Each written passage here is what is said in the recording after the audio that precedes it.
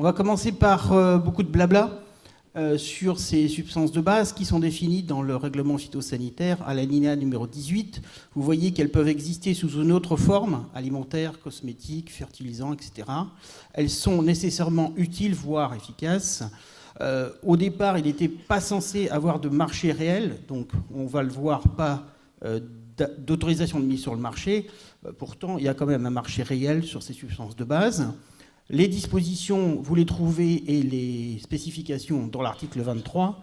Quand je parle d'évaluation, c'est-à-dire qu'il faut quand même monter des dossiers et les défendre au niveau européen, et ça prend beaucoup de temps. Et puis donc, on se termine par une approbation, c'est-à-dire on finit avec n'importe quoi, y compris le sucre, sur la base pesticide européenne. Donc ce sont des pesticides réels, et de mon point de vue, même plus des alternatives. Alors en 8 ans de travail, parce qu'il y a quand même des gens qui bossent, on a... oui, parce que des fois, il y en a qui disent que personne bosse. 20 substances qui sont passées, pas mal qui sont non approuvées, certaines qui ont subi un retrait de la part du pétitionnaire qui n'est pas allé jusqu'au bout, et 2 qui ont été déclarées non admissibles. 20 substances, vous les retrouvez ici. On verra tout à l'heure que vous pouvez trouver ça sur le site de l'ITAB, un peu neuf. Donc il y en a un peu pour tout le monde, pas mal pour la Viti finalement, parce qu'au départ, le cahier des charges, c'était beaucoup remplacement, substitution, accompagnement de la réduction potentielle du cuivre, qui est une évidence maintenant.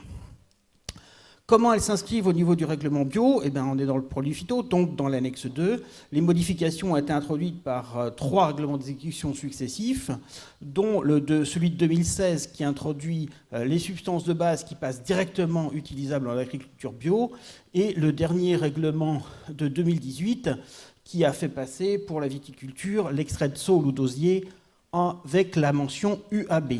Alors comment tout ça, ça progresse en bio ?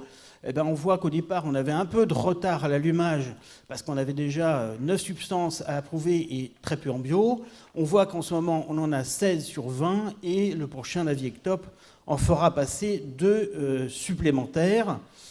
C'est pas un scoop, hein, dont le sel qui est utilisé en viticulture avec parcimonie.